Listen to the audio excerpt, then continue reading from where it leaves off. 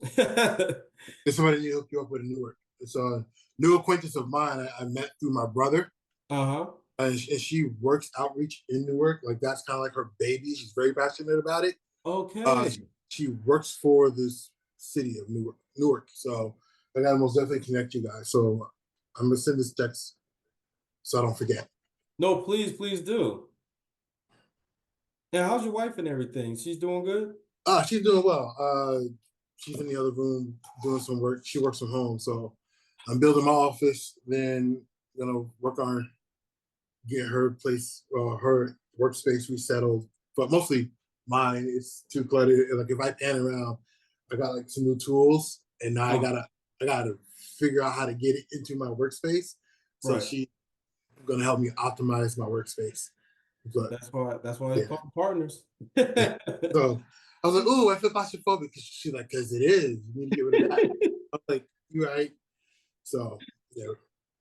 Well, number one, brother, well, welcome to the podcast. We call it the One Nation Initiative podcast, and it's Mm-hmm. hosted by myself and the brother Ramon. And we started this to really give the brothers inside of our program a voice and to really introduce the world to what we're doing as well. Because a lot of times the stories of brothers of color inside of the city are told by other people. And it also serves the living documentary in a way, um, for us in our journey, as Mm-hmm. well. So I think that it's very special. Like I said, it's heartwarming because we met. I mean, at Fifth Ave. When did you start at Fifth Ave? 'Cause I started Fifth Ave in like 2000 and what's that? I got an Apple 2015, so 2016 I think we came in the jeans room. What time did you get over there at the Fifth So Ave? I started in 2014. Um, I moved over to the bar 2015, 2016. Yeah, around the same time. Yep. Yeah, I was PZ. I was FRS for Red Zone. Yeah, I was Red Zone Yeah. for Same. about a year. Whenever the watch came out, immediately after the watch came out, I moved out. So whenever it was at 2016, Right. after the watch came out, yeah. Yes, I was around that era as well. I Yeah. first got there in January 2015. So I Mm. got hired December 2014, which was a miracle. Because I was just like, there was like, oh, only a few people gets accepted into Apple. And I was just like, oh, snap. And it was my Yeah, first back then time. it wasn't as bad as it was when I like when I first started interning as a studio engineer. All the interns left to go work for Apple. They had to take an entrance exam. They were stressing for like an SAT. But even then, after that, it was still fairly difficult. Like I reluctantly tell people, like, yeah, I actually got hired and started working within 2 weeks from my last interview because it was like the last one through the door. Because I got the first interview, great. Like by the time I hit the corner, hey, we moved you on, and then going through that Wow. phase until like, all right, your report date's in 2 weeks. I'm like, oh, really? And I always tell people that because I went to the interview, I said they weren't going to hire me. I was like, you're not going to hire me. I got too many wishes and demands, things Right. I told you I wasn't going to do. Hmm. They're like, yeah, no, what we're going to send you, that's all going to work out because Fifth Avenue was not on my list. Yeah, what's funny is that, so I guess the background for myself is I was working at Memorial Sloan Kettering Cancer Center, Mm, and I was looking to get another job to pay off my student loans. mm, And so one of my friends, his name is Eli. Do you remember Eli? yeah. Yeah, Eli, he great brother. He told me, he said, "Bro, why don't you work at the Apple Store?" I'm like, there's an Apple Store? I didn't know there was even Apple stores. And so I was like, all right, I could do a little summer job or something just to help pay the student loans and everything. And so I applied in for the Short Hills Apple Store, and I Mm, got in. I was like, oh, snap. And so around the same time that I got in, I also was um I also was working on I was also like working on getting a new job at Weill Cornell. So I got accepted to Weill Cornell, and they needed me to work 5 days out the week. And Memorial let me work 4 days out the week. So Short Hills was like, hey, listen, we got to move you to a location that has more flexible hours, which was Fifth Avenue. And I had no idea like the how big it was to go over there. Like it was like really just willful ignorance, honestly, a lot of it. But it was it's amazing. Like that whole space and being over there because, like I said, Fifth Avenue is like its own universe in a way. Yeah, definitely is. Definitely is. Yeah, it's yeah. Like I said, I deliberately chose not because when they ask you where you want to go, I was like Upper East Side. Oh no, Upper West Side. Upper East Side didn't even exist then. Yeah, it didn't. Didn't even exist back then. I was like Upper West Side, Grand Central, 14th Street. Mostly because those were all like I could take the train from my apartment straight there. Okay. So I was like, I can take the train straight there. I'm good. And they were like, well, we got an offer for you. It's at Fifth. And I was like, damn. That's because I had like two very interesting experiences at Fifth. They weren't bad. It was just interesting. Right. Like the amount of traffic. Like you take an entire city block and then put them in a small little space. That's how crazy that place is. And then just back then, Apple had different repair processes. So my first big project working with somebody came because Apple wouldn't fix their computer because it was modified. So they went to Fifth Avenue and they were like, "Yeah, we can't touch this body." After we waited 45 minutes, so it was different repair Wow. process back then. Yeah, because their computer was like completely modified and it wouldn't turn on. So it Mhm. was like it was painted blue. It had their company logo instead of the Apple logo all of a sudden. So Wow. yeah, it was crazy. So because they couldn't do it, um, because they couldn't do it, I actually ended up fixing the guy's computer, and that's actually how I got on the project. Wow. Actually, I got on that project That'll do it. because he was like, "You got to be on my sessions, every one of my sessions from now on." And what, 3-4 years, I was on every project. Like even when I opened up my own studio, I called. I didn't even call him directly. Mhm. I called his engineer. I was like, "Yo, I just opened up my own spot," and like actually even before then, when I was actually working at the spot before I took over, I was like, "Yo, I got a new spot," and he came in and Wow. gave that business the most money they ever had, and then came to my spot when I took over and owned it. And he was just like, "Yeah, I'm gonna be there. We're gonna book some time," and like literally showed up, booked time, and it was just crazy. Like you never think the artist that you would listen to, all of a sudden is now putting food on your table. It's like Wow. it's a very weird dynamic that happens. It's just like, wow, this dude came and put food in my pocket. Like that's really dope. So yeah, and it all came because of that visit from Fifth Avenue. They were like, yeah, we can't even touch this. I was like, I just waited 45 minutes. What do I want to tell them? But that's how opportunity is though, bro. It's like Yeah. you literally have a like this room of error this amount of time. So Mm-hmm. that's magical. And we finally got out the real host, Brother Turner. Here. This is Brother Rivers, man. I would love for you to introduce yourself to him and let you know a little bit about yourself and about the podcast. Nice to meet you, man. My name Ramon.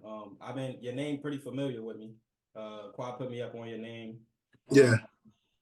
Yeah, I'm hosting a podcast. I'm trying to get it up and running for the same cause as the Brothers Building a Better Nation, the organization. I'm trying Mm-hmm. to get it up and running. We've been trying for not too long, but we've been trying to get it up for a minute. So it was supposed to been start, but just certain, minor holdbacks and stuff like that. But yeah, it's pretty much pushing the same cause as Brother Quaz, and I'm trying to get it, the platform, up into a space where we can actually call it a platform. Right. Okay. So Yeah. That's awesome. Uh,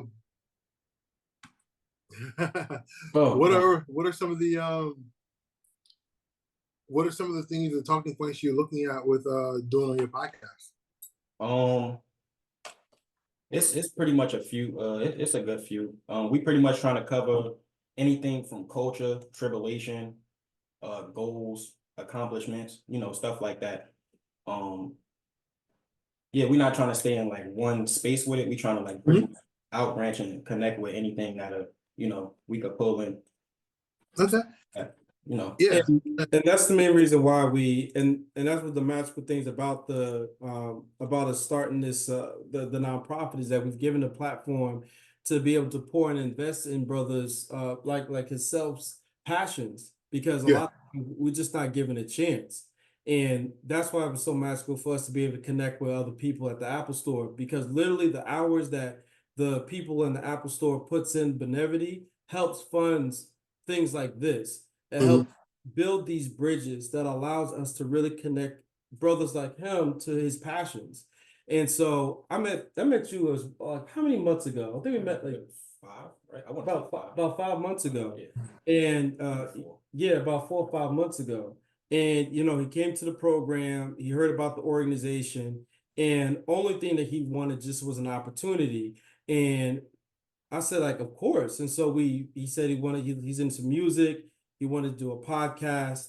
And so I said, like, listen, like, why don't we start up a podcast for the nonprofit so that at least you get an understanding and basics of it so you'll be able to branch on your own. And so we've been able to help fund starting up at least the like get like the marketing materials and helping him develop, getting him into studio time at the library, and we're trying to invest in more studio time for him. So that's why, like, connecting brothers like, Ramon to individuals like yourself is so important. And also for the stores to understand what it looks like when you're engaging with the community and when you're looking to help us break down barriers. Because a lot of the brothers in our program come from very, very humble beginnings. And a lot Mhm. of times, if they just have been given an opportunity, then they could go so much further. But we also love to know more about you, brother. Like, please highlight some of your things in your background and audio production and how you was able to get to that space. I'm gonna do that, but real quick. Um, are you in Benevity? Yeah, we're in Right. Benevity, yes. All right, cool. Send me that link because yeah, definitely want to make sure I have that connect, and I'll put in for today as well. Guys, of Thank you course. so much. All right. So about me, I'm a New York native. I currently live in Jersey. I did it for the taxes and the space. First the space, then the taxes. Yeah, my brother lives out on Franklin Lake, so I came out. I was living in the Bronx at the time when the pandemic hit and the city shut down, and I was like, "Yo, I could, stay in my small apartment in the Bronx, or I could go to my brother's house, who's got a backyard and a pool." So I went and crashed at his place. It was almost as if the pandemic wasn't happening. It was just very, very quiet for the most part. But yeah, I moved out to Jersey shortly after the pandemic. Um, and then my wife, who was my girlfriend at the time, she came up from Alabama to New York to do a fellowship. And so once we got married, she was living in Harlem, and I was just like, yeah, my rent like tripled Hmm. during like post pandemic when the city started to open back up. My rent Mhm. tripled, and then my wife's rent was about to hit some ridiculous number for a space that's just a little bit bigger than this. And so we moved to Jersey. I'm originally from Rockland. I went to school in Orange County, New York, upstate. And then from there, from high school, served in the military, served in the Army for 10 years, a mixture of active duty and National Guard uh, in there, and got to travel, got to work in different backgrounds, mostly with telecommunications. Then from there, after the Army, I was like, okay, I did the responsible thing. Let me go be reckless for a minute while I'm still young. And I went to school for audio engineering out in Arizona. And it was a great experience. 9 months out there, pretty much off of the money I had saved from working while here in New York. Cost of living is like a quarter, like a 2 bedroom apartment was like 450. It was great. Yes, see, with a designated parking garage. I think I didn't have a pool in mind, but my classmates they had 2 pools. Theirs was a little more expensive. It looked like a hotel resort, Wow. but Arizona was great as far as cost of living. Quality of life. It was good. I didn't work at all. I just studied, and I was in the studio. And I go home and I study, and I'd be in the studio working, which is like great because you're learning in the trade in which you wish to work. So after I graduated, the following year, came back to New York and started working at that time. It literally just became Premier Studios. They have split up from Quad. So it just became Premiere Studios, and I was, I think, one of their first hires as Premiere. Um, or I was hired, and then that Friday they became Premiere, something like that. But it was like, you're the first one in. Congratulations. Everybody else came in from Quad, including some of the interns, but most of the engineers. And I worked my way up, learning the consoles, learning every inch of the rooms, learning how the signal was routed throughout the room, to the point where by the time I left Premiere, like there wasn't anything that generated sound that I couldn't get into the board from the TV, like, and I mean clean from the TV, the radio. It didn't matter. There was a button or a patch point, so I can route that into the board so we can get it into your project. And that was just by working with the tech, doing repairs on the consoles, and spending the time using it. And because of that, it gave me some leeway. I left there to go work for a record label. And while I was working for that label, is when it was like, yeah, so it's closing the studio. This time is for real. So the owner closed the studio. I looked at one of my interns. It's like, yo, I just got word that the studio is going to be closing as soon as we wrap up this project, and I need a job. And they actually worked at Fifth. And he was like, yo, give me your resume. So Wow. I gave him my resume. He put it in. I got the notification that somebody suggested you might work here. Filled out the application, and like I said, maybe a week, 2 weeks after that day, I started the 2-week process where I then started working for Apple. And I worked there part time. I was part time all the way up until 2022. Wow. And I was just working there while still working at other recording studios in the city. But then as I, started moving towards, planning marriage and planning this phase of my life, I started working at Apple full time. Because post pandemic, the studio kind of slowed down. A lot of my work became remote anyway. So I was like, well, if I don't physically have to be in the city, I just stayed out here in Jersey.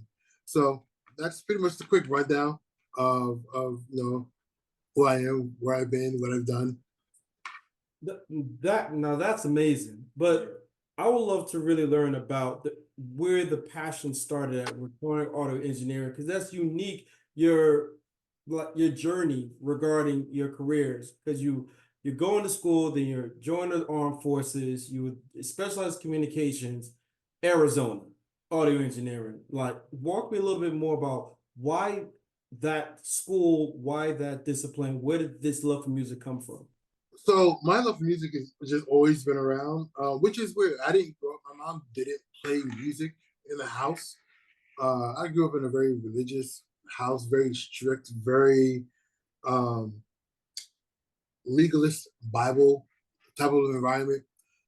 Certain things I couldn't watch. Like, I remember when Tupac became popular, and he's got the bandana on.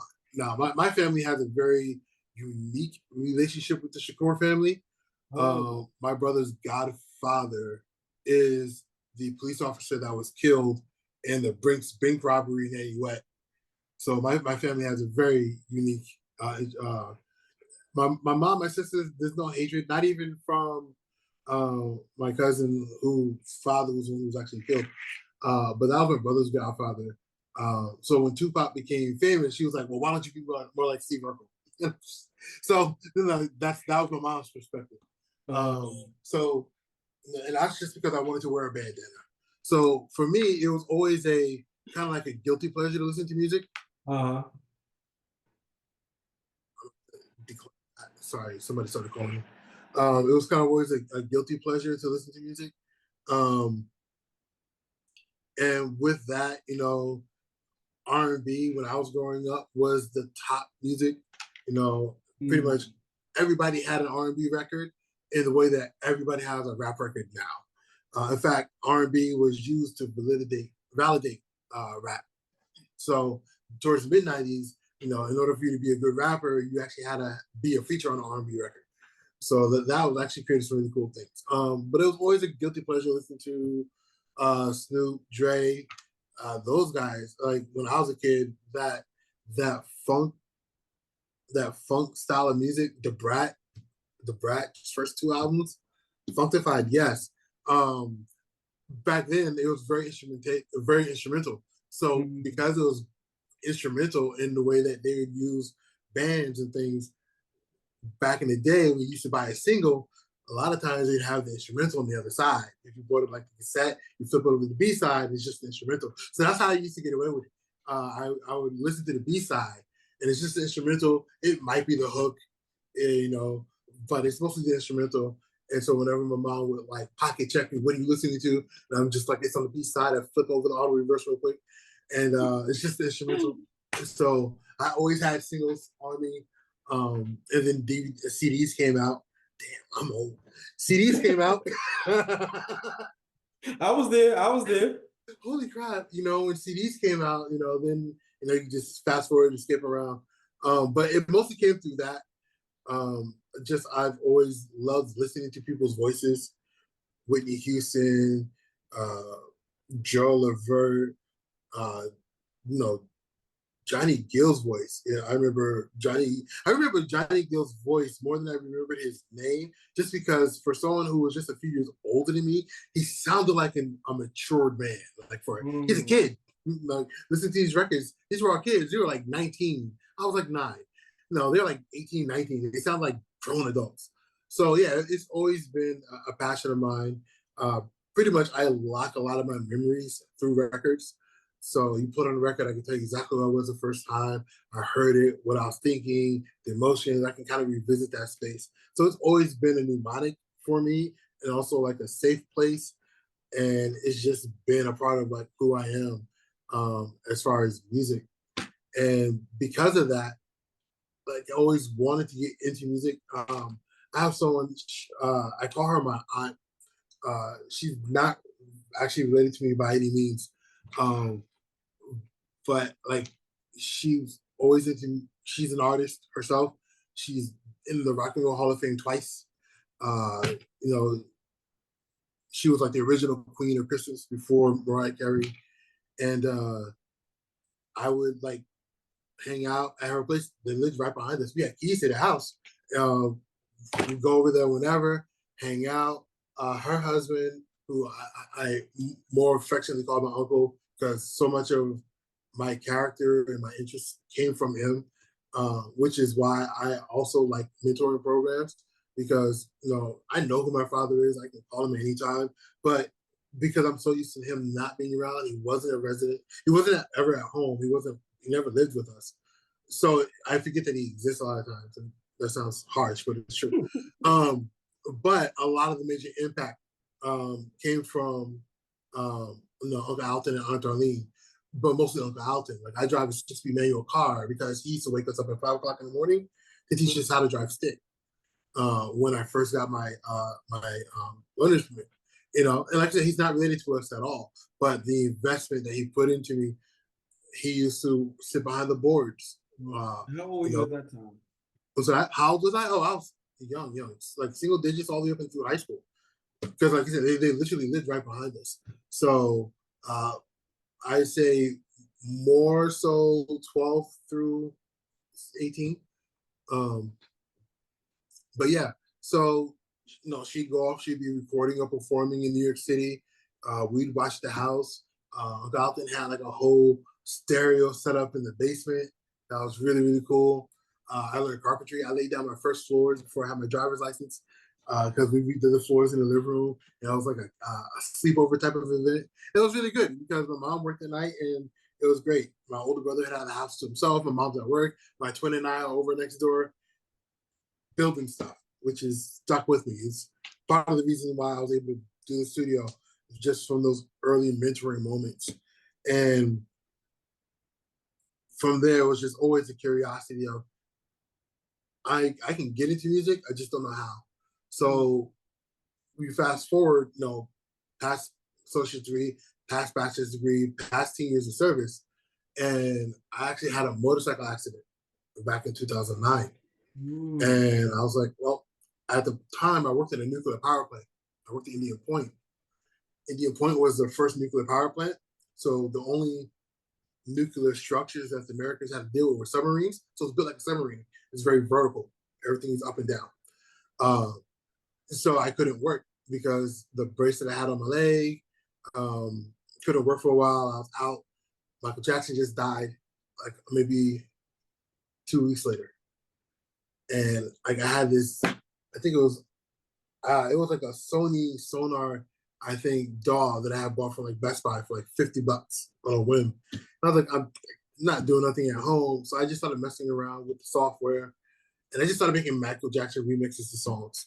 You know, Michael Jackson, the Ying Yang Twins, Michael Jackson, the Too Short, and I just started doing that. And I don't know where this banner came from or how it came across my feed, but I somehow got in contact with the conservatory. And I think it's just because it just started showing up in my email feed. Like in Google, they used to run ads in your inbox. Right. I don't know if they do it anymore because I don't check my Gmail on a computer anymore. Before the iPhone was out. So, oh damn. This is before the iPhone was out. But yeah, they used to run ads in your inbox. So I think it was through that, after I like got in the DAW, that I started getting ads for the school out in Arizona. Hey, we used to be in New York. We're over here in Arizona. Just to reverse, when I was still doing my bachelor's degree at Pace University, SAE had opened up in 34th Street, and I used to go to every open house. But they didn't offer a bachelor's degree, and I needed that for the Army. Like I needed a bachelor's degree because I was a commissioned officer. So if I knew about Full Sail at the time, I would have went there. But I needed a bachelor's degree, but I'd go to every open house. Like I'm gonna go to the school one day. I'm gonna go to school here one day.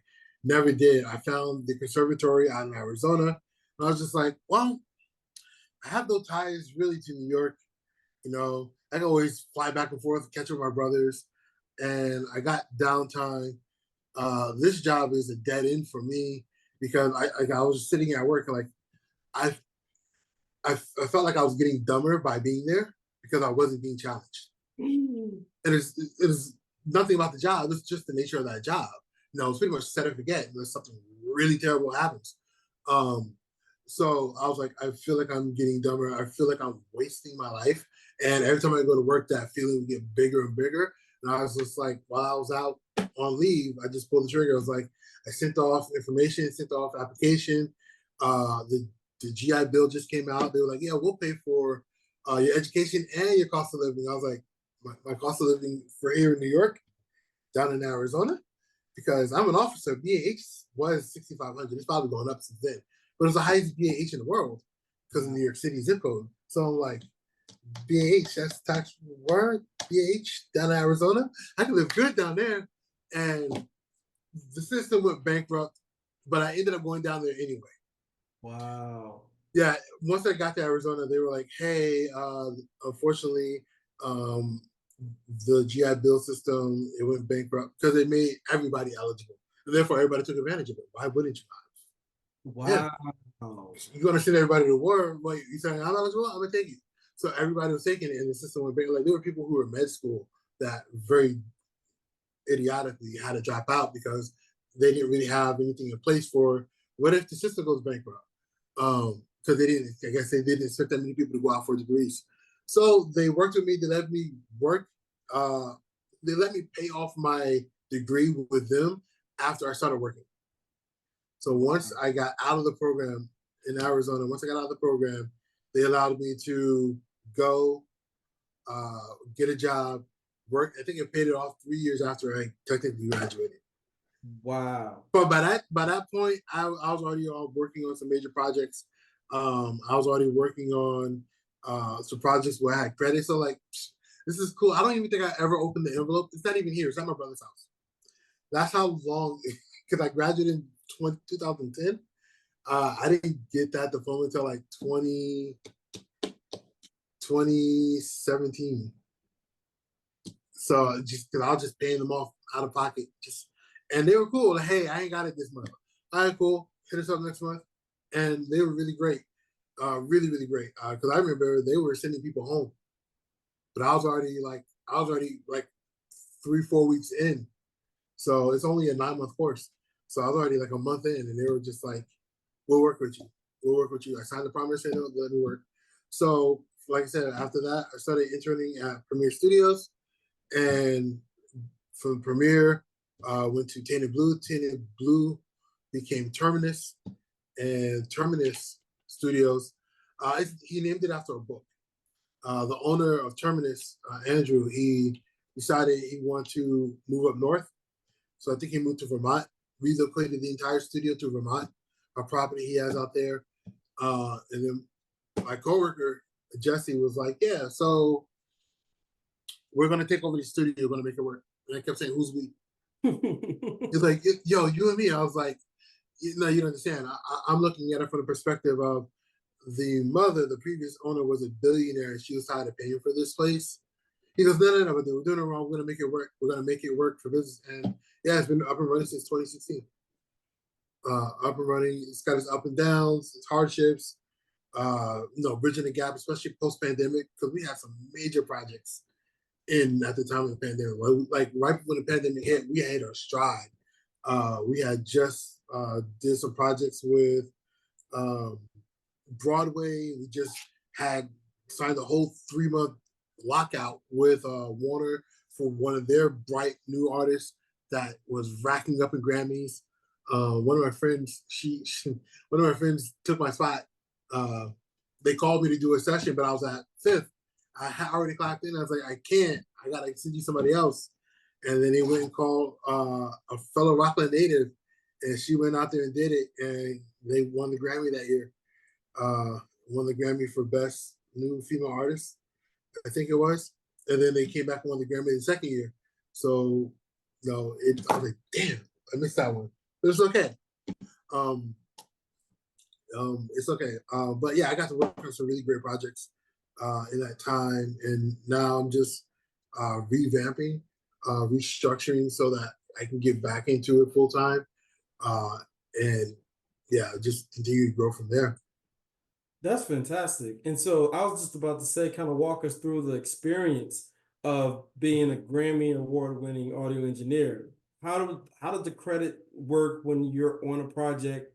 How does it feel getting your first Grammy? I mean, it's like it was a little bit surreal because I think I told the story early. The only reason why I ended up on that project was because I fixed somebody's computer.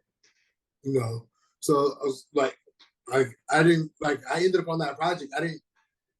I was there.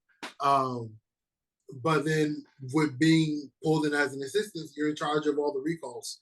So on the console, each one of those rows they're identical. Depending what format console you have, depends on how many channels of input you have. So it's very much like in Logic or in Pro Tools or in GarageBand, and you're looking at the meters in real time. On Logic, all the audio DAWs, the digital audio workspaces, they're automatically saved. But in real world, somebody actually has to go and line those up. It's almost like playing an 80s video game. So you pull up the recall system, it shows up on the TV, and you're just turning the knobs until they match. And it's analog to digital conversion. It's almost never exactly the same. Right. And real artists that pay attention, real engineers that pay attention, they'll be like, oh, it's a little bit off. Like they'll be able to hear and tell.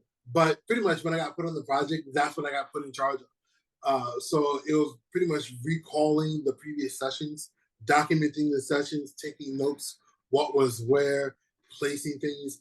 I've had one session where just the drum placement and the mic placement had to recreate that, and I was just so lucky enough that I took pictures the day before, because like getting everything exactly the way it was, like that would have been incredibly difficult to do from memory.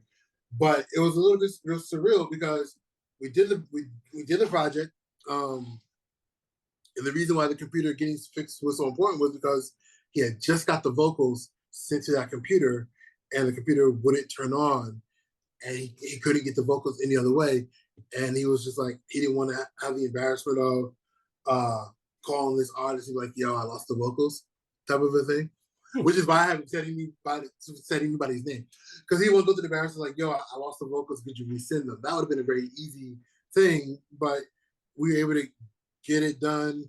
We'll get those vocals in and build out this project, and You know, pretty much like I was just there in the room after I got the computer up and running. And a few months later, fast forward a few months, maybe 3 or 4 months, you know, I get a call from his engineer. Yo, he wants to know how you want your name written in the credits. And I was just like, oh, dope. And put my name in the credits. And then all of a sudden, you know, you fast forward a few more months, the record's out, it's taking off, it's blowing up, it's a vibe, it's a theme. And I see them again. Now it's just not what's up, River. It's just like, what's up, Grammy nominee? What's up, Grammy? And like, and that's how like they're greeting each other, they're greeting me. And I was just like, this can't be real. It's just like, you know, what's up, Grammy nominee? What's up, Grammy nominee? But for me, I'm like, it was really great to be a part of that project. But being a creative person myself, I'm kind of like Quincy Jones, where yeah, Quincy Jones got more Grammys than anybody I know, but they all have somebody else's name on top.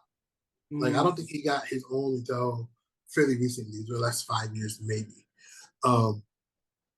They always have Frank Sinatra, Mike Jackson, all these other big names always on top. And the weird part is like they literally write participant on it. So because you participated in the development of this project, so it always also kind of feels weird. It was like, oh, it's a participation trophy. But at the same time, it's just like, wow, goal achieved, like dream achieved, should I say? Because like the dream was like, wow, I went from listening to this music, especially this particular artist, listening to their music, like one of the songs was a startup song for my motorcycle. I turn on my motorcycle, I install speakers in my motorcycle. I turn it on, and when I would connect it, it's the first song I would play. Wow. Kind of like my intro music. It's very dramatic. It was a very dramatic song. It was a, you know, hip hop song. It was also a vibe at the time. To just 2 years later, working with this artist, 3 years later, all of us getting our first Grammy nomination together, like in just a matter of 3 years. So, and it's crazy because it's like, well, all of that happened just because I decided, let me go out and actually do this thing. Let me try. Let me go out there and see if I can make it out there. And I went to Arizona, and I think that was a great decision because, like I said, I didn't have to work. I didn't have to work. You know, it wasn't as a cakewalk as I thought it would be.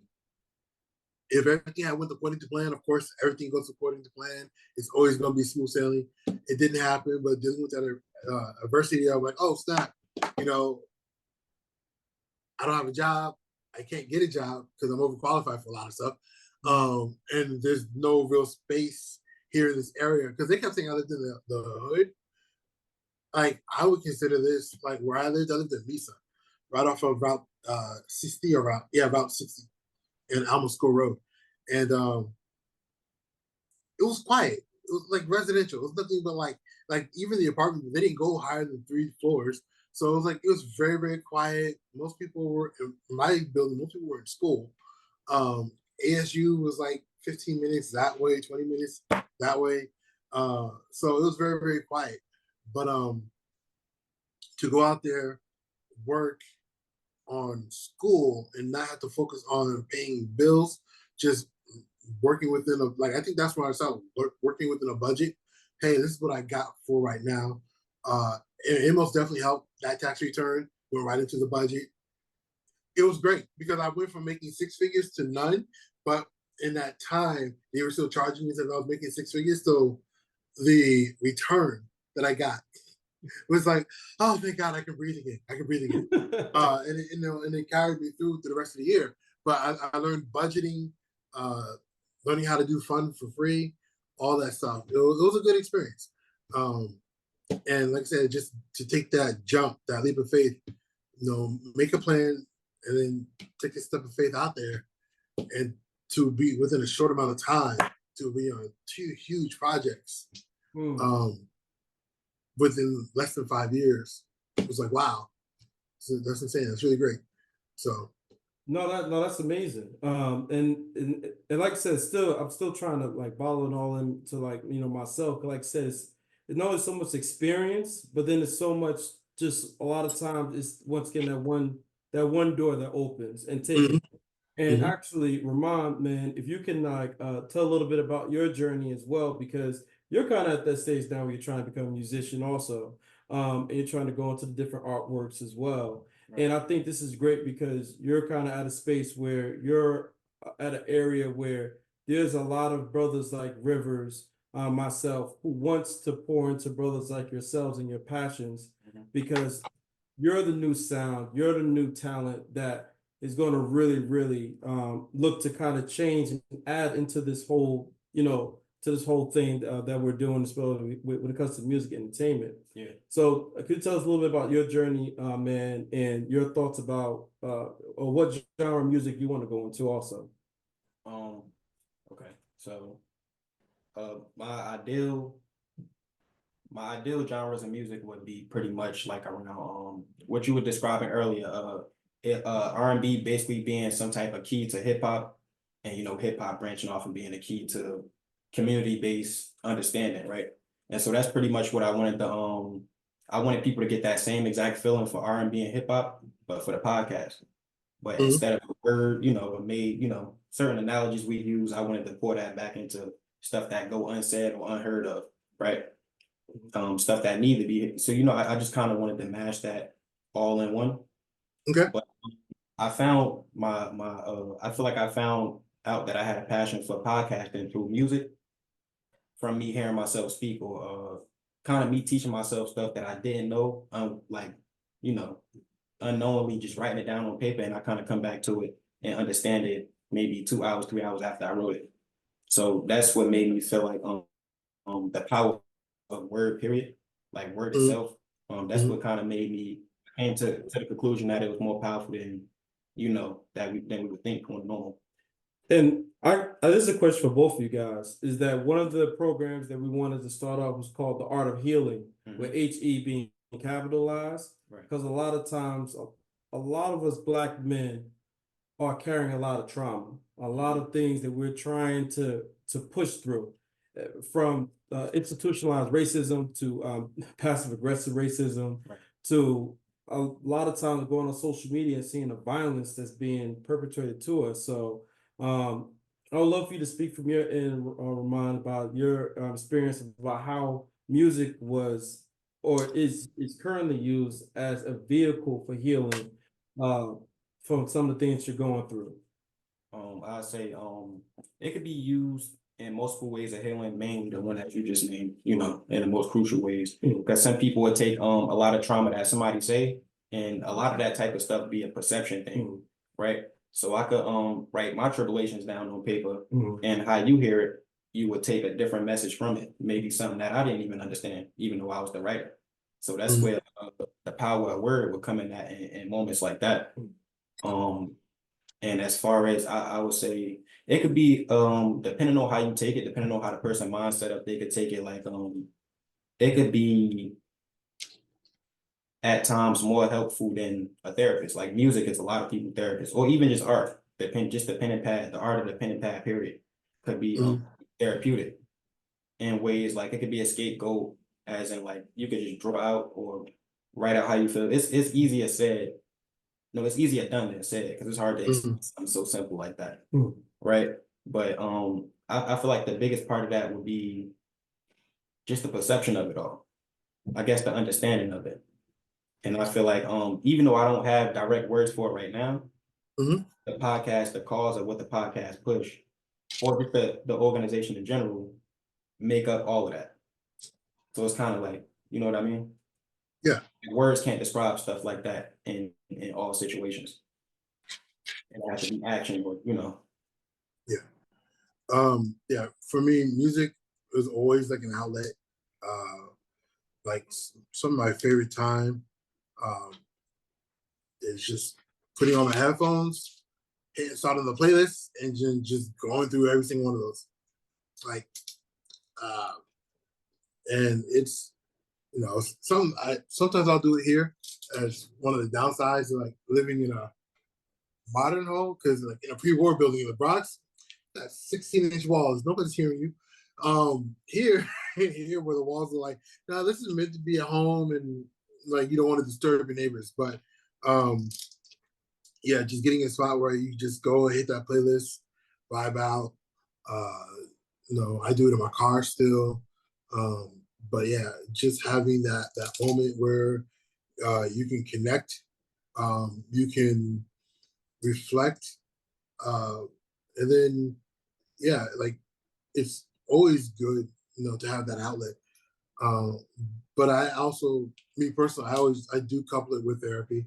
Um, I don't have a regular therapist, but like I do most definitely encourage, especially African Americans, especially men, just to connect with a therapist. There's a lot of stuff, like you don't understand. Men die from things that are curable because, like, preventable things that normally wouldn't kill a person, but because of that persona of machoism or manlyhood and stuff like that, that carried all in, like, it kills us faster. And that was one thing I most definitely want to bring into my new relationship with my wife. When we were dating, I was like, yeah, I want to make sure I'm here for a while. I want to make sure that I'm good, I'm solid I'm safe to be in a relationship with. Uh, so music for me is just like it's kind of like the how well do I connect with that type of a gauge now. Like if that was a great song to sing, but ooh, do I still feel this way? Type of a thing. Maybe might be something that I should probably dig into a little bit deeper. So it where it used to be my form of therapy, it's now kind of like my check. Like, yeah, I remember, man, I used to go hard with this record. Do I still connect with it in that way? And if I do, why? Not a good thing or a bad thing, just why? So it also now become like a tool that I use to just gauge where I'm at mentally and emotionally. So yeah, it's always been therapeutic. Like ancient times, it's always been therapeutic. Um, so it's it's most definitely a connection with your music and emotional, mental, spiritual health. Has always been a connection there within humans. So I embrace it. That's my first go-to. And music invokes different emotions and feelings and different memories also. And I remember the one song that invokes the strongest emotion or date and time in my life was actually Mary J. Blige's song "I'm Going Down" that was released in 1994, and I believe it was like 1995 because I think it hit the radio a year later.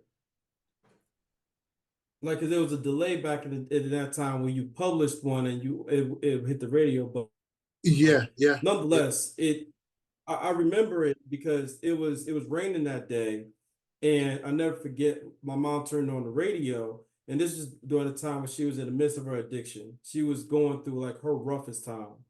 And Mhm. so we was outside of one of the places that she used to visit. And so she had the Bible in her hand. So it was raining, Mary J. Blige was playing, and and I just remember like her just wanting a better life. Like she was Mhm. tired of going through the pain that she was going through.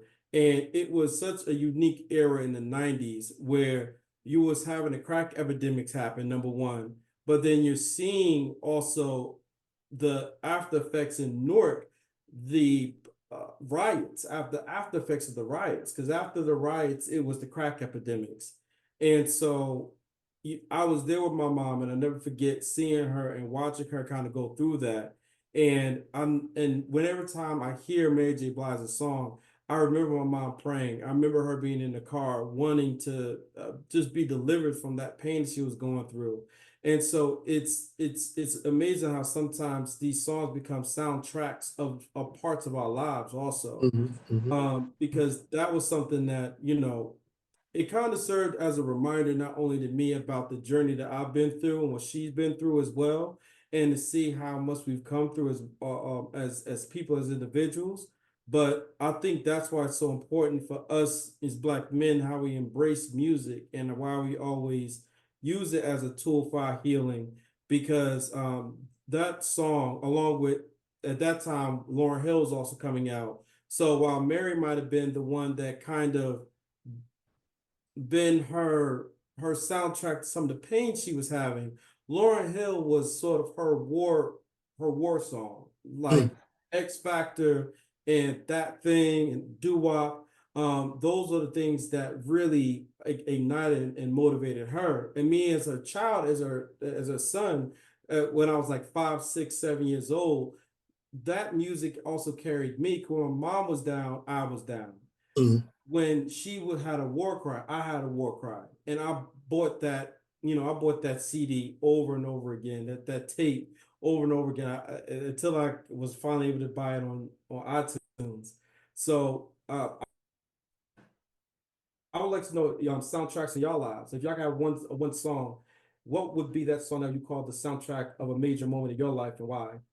Um, a major soundtrack in my life, I would say, is by the artist Polo G, called Effortless.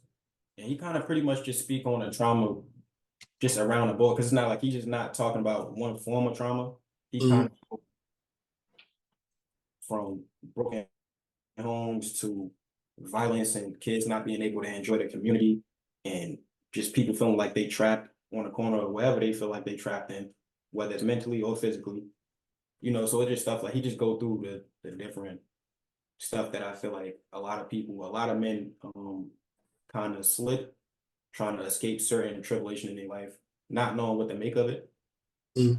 There's a lot of stuff, a lot of people mental get accustomed, how I describe it. I'm trying to overthink what I'm trying to say.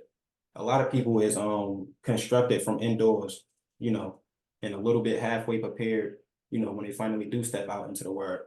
But you wouldn't know what to make of your tribulation if that never came about. Right. So a Okay. lot of stuff would be harder to understand to that type of individual.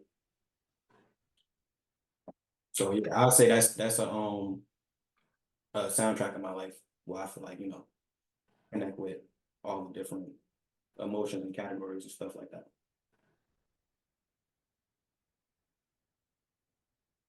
Wow. Okay, that's really good. Uh Man, it's man. There's so much music. Like I said, I categorize events in my life through music. So like, yeah. I would say any song that came out in 1995. Yeah, any song that came out in 1995. It was, I think, it laid a really good foundation as like musically. Um, I kind of like moved into my own person. I was like 12 at the time, 95. Yeah, I was 12. So 12, 8 and 12, I'm like starting to pick up my own personality type of thing. Um, and like a lot of my preconceived notions about how life is came through music.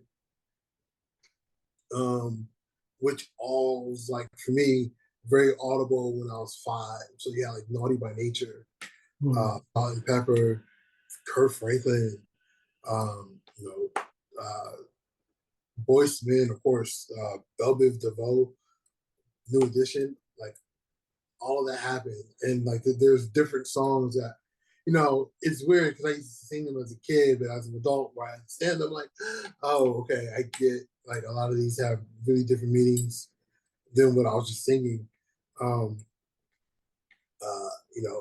it's very, yeah, it's very eclectic. Like, yeah, Unbreak My Heart is huge. Like, that came back up later, not later in life.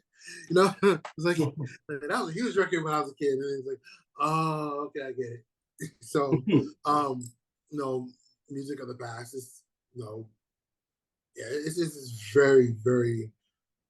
I wouldn't say there's a specific album because like there's a whole list. Like I'd have Right. to create a childhood playlist uh, because they all have different meanings, memories associated with them, lessons learned associated with them. Yeah, there's a So, huge.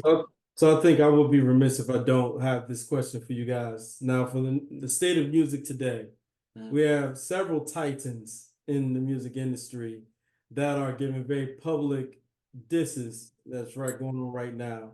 What are you guys' thoughts about the current nature of Kendrick, Drake? You have Metro Boomin sending out. I've never seen a diss beat before. Um, so this is very interesting. So that's why I'm like, Rivers got that. He got that burner on him. You know what I'm saying? Behind that studio, don't mess with that man. You have Rick Ross. You have, I guess, Future is kind of in it. Like it's like a mess. Yeah, Future got in there. Yeah. So what are you guys' thoughts about the current nature in music and this whole diss battle that's going on right now with everybody? I mean, it's one of those who the thing with Dave Chappelle, they never should have gave y'all niggas money. Like that type of thing. It's not even the money part. Like they should have gave y'all social media. Like I think with the advent of social media and everybody being able to connect. I mean, I've connected to artists from the '90s that I never think I'd be able to talk to. I've talked to members of Drew Hill through social media. Found out a lot of them aren't that far from here. We go to the same shooting range here in Jersey. So like I got to talk to many different artists through social media, first through Facebook and now through Instagram. I'm barely on TikTok. But I think with today's climate, like rap battles, like I was there for the '90s, Biggie versus Tupac, and I was just having this conversation with my wife because like that rap beef started off with something real. Started off with something very, very real. Tupac was under the impression, hey, you guys had me jump. And it's been very interesting, especially because I've talked to a lot of people who were part of that organization back at the time. Artists that were there both before, during, and after. That were there that day. My manager was in the studio when that shooting happened. So talking to people who were around during those times, yeah, it was based off a really, really real thing. Like, hey, I thought we were cool, and now I don't know who set me up, so therefore you all set me up, type of a thing. In this environment where Twitter wars and thumb warriors, what they call, like, I came in at the end, and I came in because one of my friends in our group chat posted a meme that I saw, and I was like, I need context, and therefore I actually had to get involved with why did he say that? Like, why was that? And it was just like, it was a meme where it was like Drake in the studio after the diss, and the dude was like your only option is to just like, he slides the piece to him. And I was like, why? What did he say? And then I go back and listen to it. Okay, well, wow, what garnered that response? And then you got to go back, and then I worked my way back from the middle to first person shooter, and I still haven't even listened to first person shooter. I was just like, I got too much other stuff to do. But it's a topic of conversation for other people. I'm very much like T-Pain. It's kind of stuff you watch from a distance. It's just like, hey, and at the same time, for me, I've worked with all those people that you've mentioned previously. I don't know them personally, but I've worked with all of them except for Kendrick. And for me, it's just like that's. I don't. My wife thinks like, no, this is a dude who knows somebody, who's like, I know you and I don't like you. Not a, hey, from across the way we got to beef. It's like, no. I know who you are genuinely, and I genuinely don't like that person. Which is like, cool. At this point, it was like, did it require all this? Like, this is too much. This is like, hey, like, and at the same time, what's the end result? Because it changes very little. Drake and Kendrick are going to continue to make great popular records. Who cares about having the beef of the best rapper? Like, look at Jay-Z and Oz. When you're going to say this and not being disrespectful, but when you're children, you think of these things. Because if you look at Jay-Z and now who are grown adults, it's no longer a thing. But when you're children, these are the things you think of. And for me, I'm too old for this. Just like this, no, Kendrick Lamar, love his music. Drake's got some bops. I don't, you know, but a lot of my heavy credits come from working with Drake. So for me, it's just like it's cool. Like good vibe music. The music sounds good. No, it's really dope. But for me to get like involved with like the rap battle, it serves me no purpose. It's entertaining, and I think one of the podcasts I watch, I'm very entertained. But for me, it has no real impact on changing anything. It's not making anything stronger. It's not moving any positive agenda forward. Uh, you know, just based off of Kendrick's last lyrics, it's kind of like, hey guys, you should probably look at who you're actually looking at. But there's a psychological warfare phrase that says when you're getting intel from an informant, you should be listening to who's the informant type of thing. Like just because somebody's talking about somebody, it's usually the person that's doing the talking that also has a problem. So I also have that background in which I look through that lens of cool. So I mean, you're pretty much throwing dirt on each other, but should y'all really? Because nobody's immune, and there's always something that somebody has with someone, and it's like, to what end? Because I think I saw last night, one of the weekend's managers' house got shot up, and the security guard got hit. 31-year-old guy is now fighting for his life. Once again, what's the end game? What's the point? Don't know if there's connection, causality, correlation, but it's very interesting that the person who's is shot up is the manager of the weekend. Like it's not even somebody who's in the beef. What's happening there? So for me, I'm like, entertainment, it's cool. I think Kendrick kind of could have stopped at. He could have stopped at this catch this friendly fade. This is still a game, like whatever that line was. Like, cool, you could have stopped because this it's been kind of hard to watch. It's like it's not even entertaining anymore. It's just like, what's happening? Like, Kendrick's like, I got time today. I got time. You caught me. You called me. I got time. So I don't know if he's a Warriors fan. Like, my team's not in the playoffs. I got time. Like, I don't know. Use AI to bring back Tupac and to diss him. And Like, them doing that was crazy. that was wild. I'm like, you resurrected Tupac for this. I mean, here's the thing. And I was telling my wife about it. Like, like personality wise, real Drake, I don't know him just based off of what I've seen on his outtakes, meaning, the in-betweens. Like if you look at that sketch segment at the end of No Guidance with Chris Brown, no, the way Drake's trying to be cool, I feel that's Drake's real persona. Still hasn't kind of figured out where you fit in as a person, especially when you haven't figured that out, but you have this superstardom cloak around you. Right. So you feel like you can be anybody, and therefore you don't really have or you haven't owned up because, yeah, you could be the goofball, you could be the dork or the cornball, I think they were calling him. Like, you could be that and fully embrace it. Like Russell Wilson's having a great life. But like, I feel like he wants to be that it person. And there's a point where you really are, but because you're comparing yourself to somebody else, you don't see that you're already that person. And I think, in my personal opinion, I think that's kind of why he ended up in this position, trying to prove something that didn't need to be proved.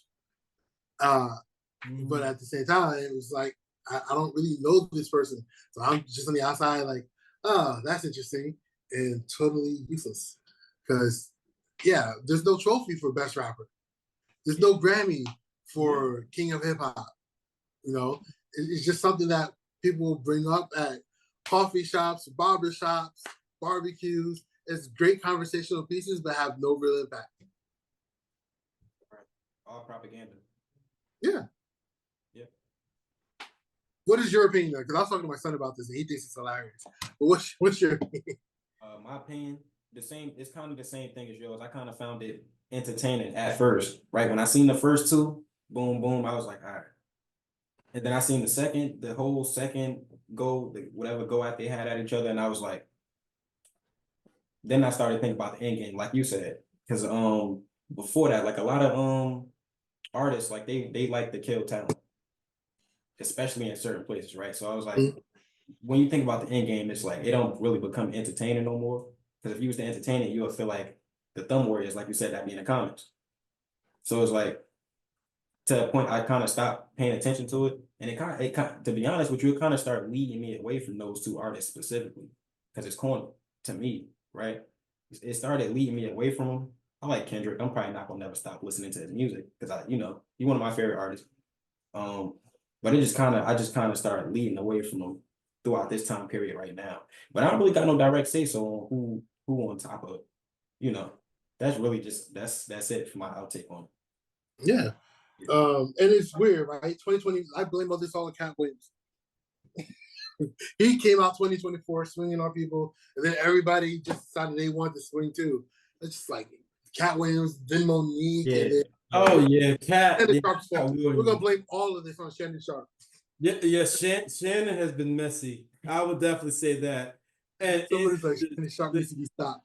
But it also opens up a lot of things that we have, thought about, and like there's been rumors about like Black Hollywood, the star of those elites, because a lot of times we don't get to see inside of that world. I mean, Diddy's going down, there's now I can never look at Bad Boys the same way again. Like, oh, I want to be a bad boy. No, I don't. You know what I'm saying? So it's like it's interesting, like seeing a lot of these things open up, but also is a little bit of like it's been interesting for me just charting all this because it's been happening so fast. Yeah. But I'm also concerned as well, like you were just pointing out too, is that once again it's like it's so few of us in that space in that area that now we have some of the titans that we like looked at and people tried to emulate. Now they're going down, and now it's a void, because and now who fills that void? Now what does and also who are these people who are what do you call the people that block Gatekeepers. the gatekeepers?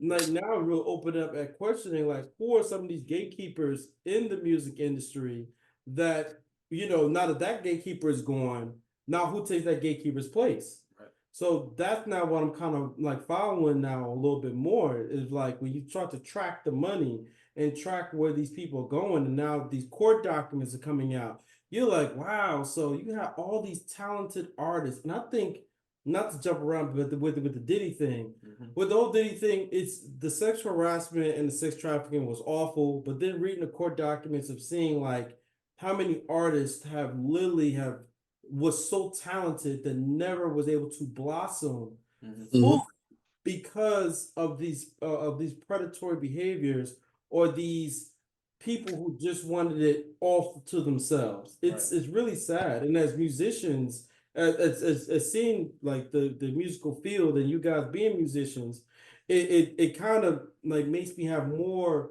not only respect but just like amazement about the things that you guys have to go through just to get to doing the art that you like. Yeah. I mean, and here's the thing, especially now, there was a podcast I was listening to earlier. I don't remember who was on this podcast. Maybe it was like an Instagram post where they're talking about how hip hop is dying. And therefore we're looking at the facade of hip hop. We're looking at its weekend at Bernie's corpse type of a thing. Why hip hop gotta die? You never hear opera dying. Yeah. No, you never hear like jazz. Because right now it was. I mean, everything's got a time and a season. And like right now with hip hop, because there's not a single genre of music, not a single country on any of the continents in the world that doesn't have some form of hip hop, right? So it's ubiquitous, it's everywhere. Yeah. So now, especially now, where record labels who used to be gatekeepers and never adapted to the times, they lost control. Jeffrey McNeil, I don't, you know, McNeil from Fifth. This dude tours the world. Well, towards the U.S. I think he's about to start a world tour, but towards the U.S. doing his own brand of hip hop and orchestra without a label, without a distribution deal. He books it, he gets the gigs. Him and his wife, they get the venue, they hire all the people, they do all the back end work, they do all the stuff themselves. They keep more of the profits. They get to do what they love doing. They get to travel, and there's not a single record label involved. Wow. You know, so where labels have lost the control, they're pretty much the only thing they still have control of is the glitz and the glam. The glitz and glam, you know, they have access to get you money, but that's going to cost you. Look at Trinidad James. It's going to cost you. You get a hit record, you sign a 360 deal, you're still broke. Because they're when you're trying to feed the monster at the top and you're servicing the monster, all the people below you. What happens when you run out of people below you? You know, which is why like the quality of music is so poor. Very, very short shelf life. Like when they say this is fresh, like you ever like drink fresh squeezed or make fresh squeezed orange juice and try to drink it a day later, it's got a little tang to it, but 2 days later you gotta throw it out because it's not been processed, it's not been made to last long. So it's pretty much, you know, you got Instagram following, great, let's get you a deal, let's throw you out there, get all the money we can from you until we can get somebody else on our leash, because there is no long game plan anymore. One of the biggest things that record labels stopped doing was investing in artists. Investing on like the Supremes, Diana Ross? No. Who's the Supremes? Diana Ross? Yeah, Diana Ross and the No Hit Supremes. Yeah. That would never happen on a record label today. Wow. I mean, you think about all the artists that made it because somebody else gave them a second chance. Katy Perry made it because somebody gave her a second look. Lady Gaga made it because somebody gave her a look. But Rihanna made it because Dream and Tricky gave her a second look. Like, these are all artists who are literally about to get terminated from their label, and somebody else is like, yo, let me take a crack at it. You know, Akon, let me take a crack at it. Like, who's the girl in the hallway? Oh man, this meeting prolonged their career. Really? What she got? How cool, let me take a crack at it. Like, no, but without that, look, think of all those artists we would see, all those artists we would have lost. One of the saddest things is like being an engineer, like I hear some awesome music that most people will never hear. Wow. Albums that I'm like, yo, these things could be epic, but most people will never hear them. And it's just like this. It's like, damn, that's worse than keeping government secrets. Like, I had a top security clearance, but some of the music I hear, like, damn, like no one's ever gonna hear this. It's never gonna get revealed. Why? Why does that happen sometimes? Well, it happens because of like the one who's the artist that it gets made, what their management's vision is for the artist, what they're looking at doing, you know, and then even outside of the label side, you know, individual artists, like I don't have the money to put it out. They try to shop it for an artist to put it out so that like, they can make money in the back end, or they just want to be writers themselves. Wow. So yeah, there's like some amazing artists that most people will never hear, and others because they're waiting for a deal when they can do it themselves.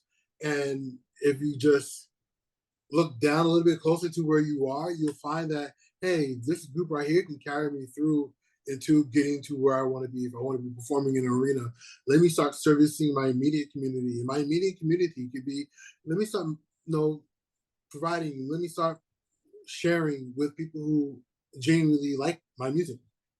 Instead of chasing down an A&R, instead of chasing down a label, let me just keep messing with the people that mess with me, and therefore putting it out that way. In today's world where direct access is available to anybody who's looking for it, some people just need to be out there.